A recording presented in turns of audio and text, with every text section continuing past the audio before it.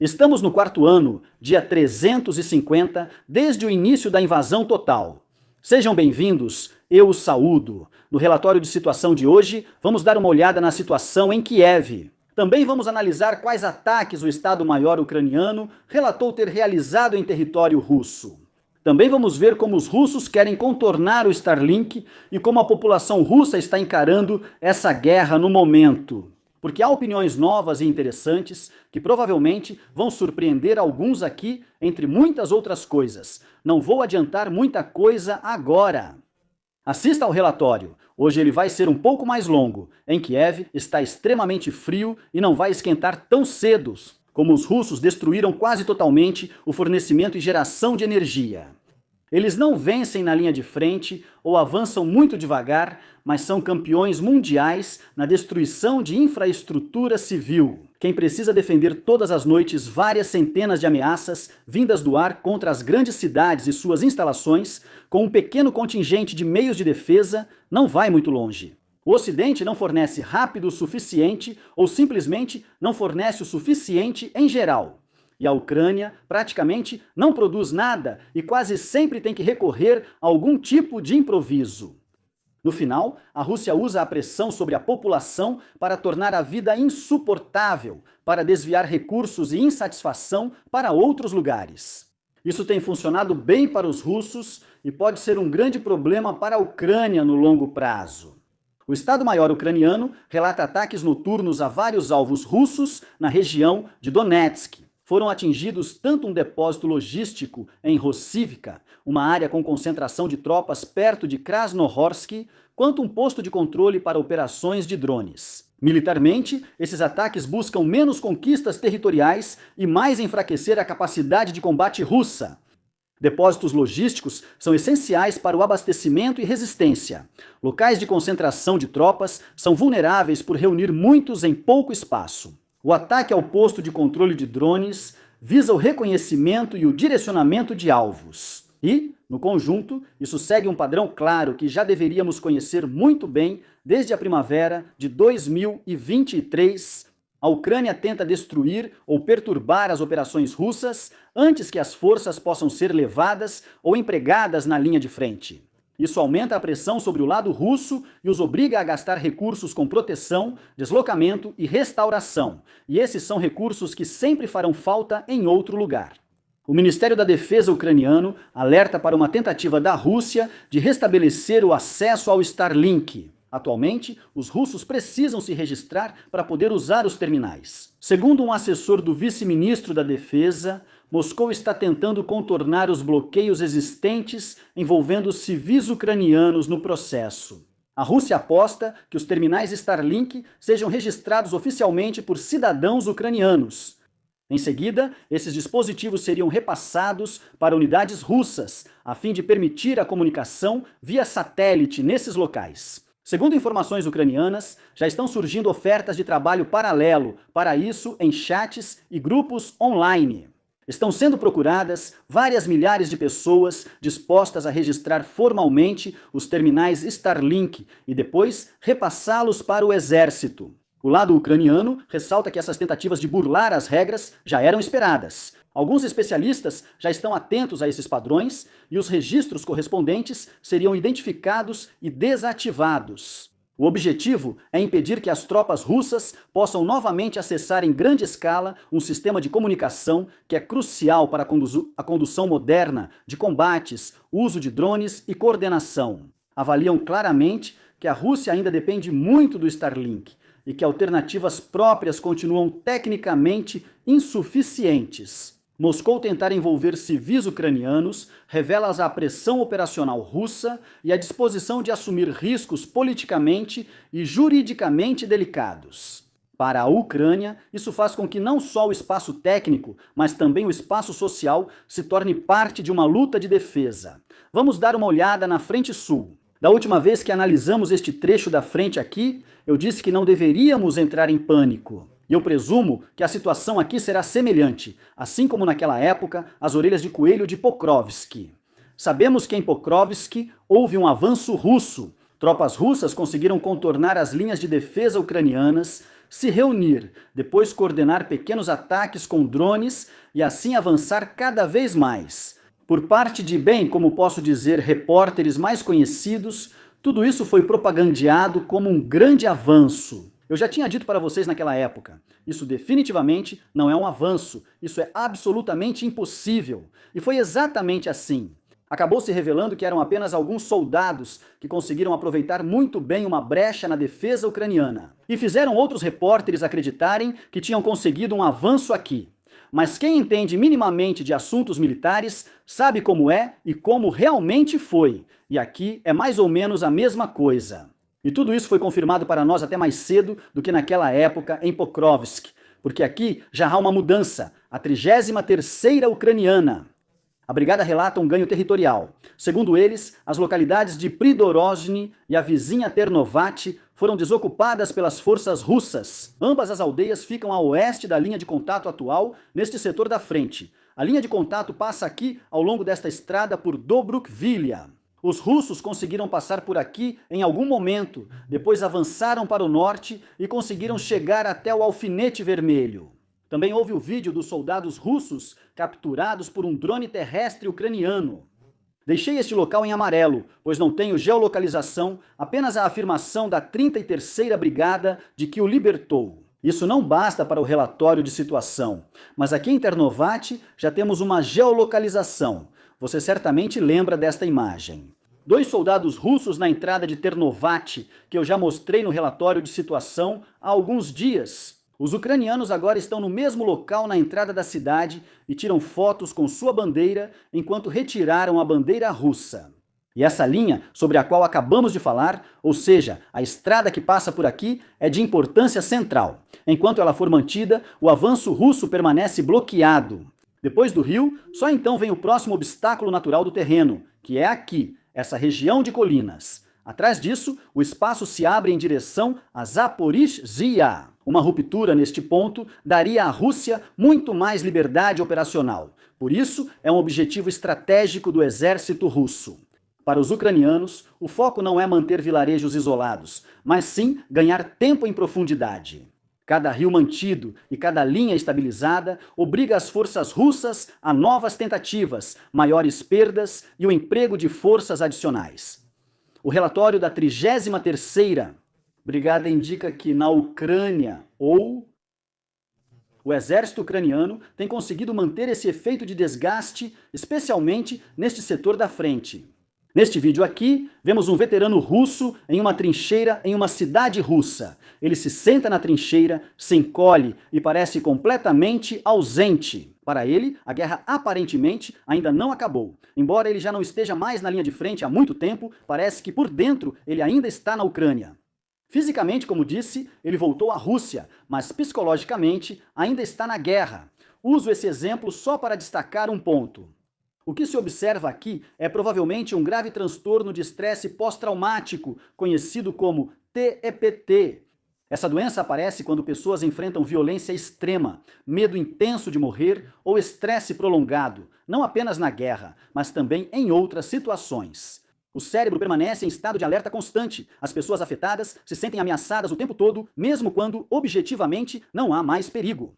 Sons, lugares ou situações podem trazer lembranças que fazem a pessoa reviver tudo novamente. Para quem está de fora, pode parecer difícil de entender, mas para quem vive é muito real. Mesmo que muitos soldados na Rússia tenham se voluntariado para essa guerra, isso não muda as consequências. Esse homem sobreviveu sim, mas sobreviver não significa voltar inteiro. O preço pode ser uma vida com medo, perda de controle e caos interior. Isso, naturalmente, será um grande problema para todos os outros que retornam para casa na Rússia. É brutal e não termina com a retirada da linha de frente. É importante deixar claro neste ponto. Isso aqui não é engraçado, também não é ridículo. Mesmo que se trate de um soldado russo afetado, que muito provavelmente se voluntariou e de certa forma é responsável por sua própria situação. Ele queria invadir o país vizinho por dinheiro. Traumas psicológicos não fazem distinção entre nações, ideologias ou questões de culpa. Eles afetam pessoas tanto na Ucrânia, que são impactadas pela guerra de agressão russa, quanto os soldados na Rússia ou até mesmo aqui na Alemanha. Muitos soldados sofrem de TEPT, principalmente após missões no exterior, Aqui, a doença costuma ser reconhecida tarde, minimizada ou pouco reconhecida. Muitos enfrentam diariamente insônia, traumas e, principalmente, isolamento, tanto na linha de frente quanto no cotidiano. As circunstâncias em que eles são traumatizados são diferentes, mas o sofrimento depois disso não é. Conversem com conhecidos das Forças Armadas, inclusive quem esteve em missões no exterior, mesmo que não falem sobre isso. Muitas vezes uma conversa ajuda e eles até querem, mas esperam ser abordados. Isso ajuda principalmente na prevenção para quem é afetado. Afinal, eles assumiram muitas coisas por todos nós e até hoje, às vezes, ainda carregam esse peso consigo. Além de muitos ucranianos que desenvolveram TEPT pela guerra, um soldado russo também foi afetado aqui. Para que tudo isso? Para que, então? Para que a Rússia, com os territórios ocupados, incluindo a Crimeia, tenha crescido apenas 0,68%, ou para aceitar mais de 500 mil de baixas, ou para perder boas relações com todos os outros países, exceto por alguns aliados que restam à Rússia enquanto ela destrói sua economia. Falaremos disso em breve, enquanto pessoas assim seguem exigindo que tudo permaneça igual. Mas nem todos são como a mulher que acabamos de mostrar. Os russos agora estão cada vez mais dispostos a dizer o que pensam nas pesquisas. No começo, não era assim. Isso indica uma situação ruim, como também pode ser visto nas respostas das entrevistas. Este homem reclama que não tem mais nada no supermercado, o outro quer deixar o país o mais cedo possível. Esta mulher aqui é tão esperta que já percebeu que o governo mentiu para ela quando disse que não queria bombardear Kiev e que só queria negociar. A pessoa ao lado dela conta que empobreceu com a guerra, pois os preços aumentam e os salários não mudam. Ela perdeu o emprego. A vovó acha tudo muito doloroso. Mas a única coisa que se deveria fazer é defender a Rússia. Mas se os russos querem se defender, me pergunto, de quem? Eles nem foram atacados, mas ela vem de família de oficiais, o que altera a visão de mundo durante a guerra. Ela vai direto ao ponto e diz que os russos são tolos. E os maiores de todos, porque trocaram a democracia por uma liderança soviética que agora os rouba, principalmente os aposentados. O clima é neutro. Antes de falar sobre economia, vejamos rapidamente os aliados e áreas de influência atuais da Rússia. Temos um novo ano, 2026 começou. Estamos no início do segundo mês e precisamos dar uma olhada em como está a situação atual. Para isso, vou usar este relatório hoje. O declínio da influência fica claro no Extremo Oriente. 3 fatos recentes mostram como Moscou perde força ali, resultado de seus próprios erros. Primeiro, a China interrompeu a importação de energia elétrica russa desde janeiro de 2026. O motivo não é político, mas sim problemas estruturais. Do lado russo, após a desregulamentação, os preços da energia elétrica no Extremo Oriente russo dispararam, aumentando mais de 40%. Com isso, os limites de preço estabelecidos em contrato foram ultrapassados. Fica claro como a rede elétrica é precária, já que há anos o dinheiro vai para a guerra em vez da infraestrutura, que já era ruim antes. Para a China, isso foi um passo simples. Ela simplesmente deixou de comprar a energia e passou a produzi-la por conta própria. Em segundo lugar, o grande projeto Força da Sibéria 2 continua parado. Até agora não há uma decisão final de investimento. A China só está disposta a comprar o gás por preços mais baixos, bem abaixo do nível dos antigos negócios com a Europa, o que significa que a Rússia teria se saído melhor vendendo para a Europa. Ao mesmo tempo, a Mongólia até retirou o gasoduto do seu plano de desenvolvimento atual. Isso dificulta o trânsito e, claro, indica um aumento da incerteza. A Rússia não influencia aqui, aguardando enquanto Pequim dita as regras. Além disso, a situação econômica da Gazprom está claramente desequilibrada. A empresa já construiu um trecho de gasoduto de vários centenas de quilômetros na Sibéria, embora o projeto como um todo nem sequer tenha sido garantido. Isso é menos uma visão estratégica e mais uma demonstração de fraqueza. A Gazprom continua com gás de Yamal, que não é mais procurado na Europa. O mercado europeu está desaparecendo de vez. E isso acontecerá completamente em um futuro próximo. Ao mesmo tempo, os preços do gás na Europa já voltaram ao nível anterior à guerra. A Rússia perdeu um cliente importante e não encontrou um substituto à altura. No conjunto, isso mostra o fracasso da chamada virada para o Oriente que muitos nos pregaram no início da guerra. Esse chororô constante de que a Rússia não depende da Europa e vai destruir todos nós. chororô. Rússia e China são melhores amigas que sempre se apoiam, tanto nos bons quanto nos maus momentos. Sim, ouvimos isso muitas vezes, mas nada aconteceu. A Rússia não foi para a Ásia em igualdade, mas tornou-se dependente, prejudicando-se. A China aproveita isso de forma consistente, afirmei isso desde o início. Eu já dizia naquela época, a China vai explorar a Rússia, a China vai fazer o que for bom para a China. E a China só vai fazer aquilo de que ela mesma veja algum benefício. E isso certamente não é ajudar a Rússia com base na amizade. É exatamente isso que vemos aqui. Condições piores que antes na Europa, preços mais baixos e dependência política ainda maior. Moscou não tem alternativa e precisa ceder, pois os espaços econômicos e políticos da Rússia seguem diminuindo. A guerra não só afastou o Ocidente, mas também empurrou a Rússia para uma posição em que ela precisa oferecer seus recursos sob as condições impostas pela China. Isso não é uma ascensão estratégica, isso não é uma posição de poder, mas sim uma perda gradual de influência, especialmente onde a Rússia queria demonstrar força e domínio. Ainda estamos mais ou menos no início do ano, e recentemente relatei muito sobre a economia, já que uma guerra depende principalmente e quase exclusivamente da própria economia. Do lado ucraniano, é assim. Eles dependem militarmente do Ocidente, mas também têm muitos investimentos próprios, que conseguem bancar com sua economia limitada, podemos dizer assim. No entanto, é fato que eles dependem mais ou menos exclusivamente do Ocidente. Sem o Ocidente, a Ucrânia já teria perdido essa guerra. Para isso, eles aceitam novos acordos econômicos com o Ocidente, que após a guerra beneficiarão muito o Ocidente. Por isso, o Ocidente continua apoiando a Ucrânia o máximo possível, mesmo que seja insuficiente. Do lado russo, porém, a situação é diferente. A Rússia recebe ajuda militar de outros países, ou seja, de cerca de 4 ou 5 aliados que ainda possui. Mas ela não recebe essa ajuda de graça ou por empréstimos. Geralmente, paga na hora, e esse dinheiro precisa ser gerado antes. Por isso, do lado russo, é muito importante ter uma economia estável e forte, que possa continuar sustentando essa guerra. Guerra é incrivelmente cara. Pense bem, um míssil custa vários milhões de euros, e a Rússia dispara vários deles por dia contra a Ucrânia. Muitos são abatidos, outros não atingem nada. E os que acertam ainda representam uma pequena porcentagem, cerca de 20%. Não quero minimizar os ataques de mísseis russos, muito pelo contrário. Quero mostrar para vocês o quão cara é cada noite. E isso são só os mísseis, ainda tem a munição. Bem, os salários dos soldados muitas vezes não são pagos, mas isso não vale para todos. Senão, já teria iniciado uma pequena revolta. A corrupção continua florescendo e há muitos outros queimadores de dinheiro que continuam envolvidos nesta guerra. Sejam funcionários públicos na Rússia, seja um logístico na Rússia, seja um soldado na linha de frente ou algum fabricante de drones que vende para o exército russo.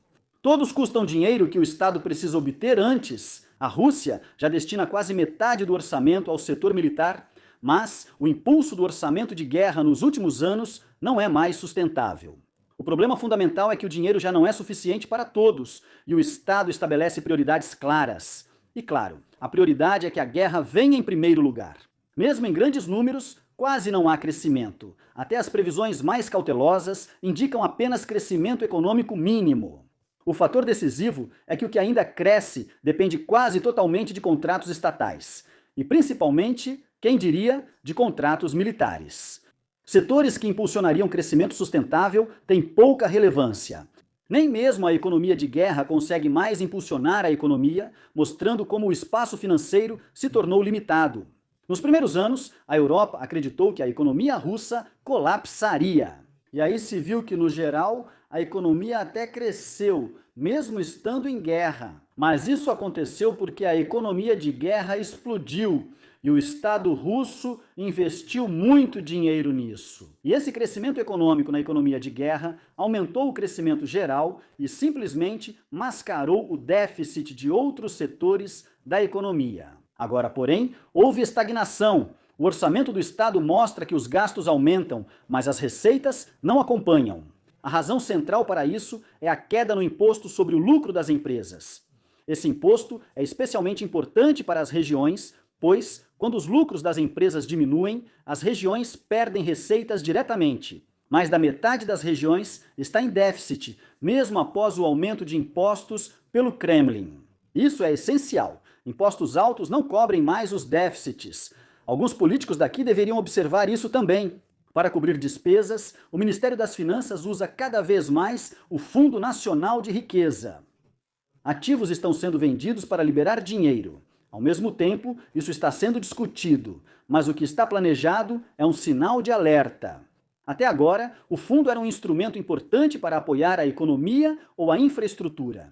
Se até essa alavanca deixar de existir, o investimento estatal também vai diminuir. Também se percebe uma decisão política difícil. Empresas fora da indústria de armamentos quase não recebem mais apoio. Até mesmo grandes empresas têm seus pedidos de ajuda rejeitados. A mensagem é clara: não existe mais dinheiro fácil. Quem não é necessário diretamente para a guerra fica de fora. Empresas de armamentos, telecomunicações e floriculturas lucram com a guerra. Outras empresas de médio ou grande porte que não têm impacto sobre essa guerra são as grandes perdedoras. Elas geram menos receita, pagam menos impostos e não financiam totalmente a guerra. Entre estabilidade econômica e financiamento da guerra, a liderança faz sua escolha. E como podemos ver, ela escolhe a guerra. Uma fase de estagnação. Eles aceitam isso conscientemente. Isso também tem um certo contexto. Os russos, ou ao menos o Kremlin, acreditam que vencerão em breve, talvez amanhã. Assim, se prejudicarem a economia russa por mais um ano, eles esperam que, após um fim rápido da guerra, tudo volte a melhorar e que haja menos danos do que se continuassem a guerra por mais alguns anos. A situação só se complica para o sistema se as receitas de exportação de energia caírem de forma permanente, já que são a principal fonte de renda da Rússia. Enquanto o dinheiro entrar, a prioridade militar será mantida. Agradeço aos assinantes, membros e equipe do algoritmo. Um agradecimento especial vai para Oberstleiter, Renek, Roberto, Silvia, Dietrich, Fred e Meyerhofer. Não se esqueçam de se inscrever, deixar um like e um comentário e até o próximo relatório de situação.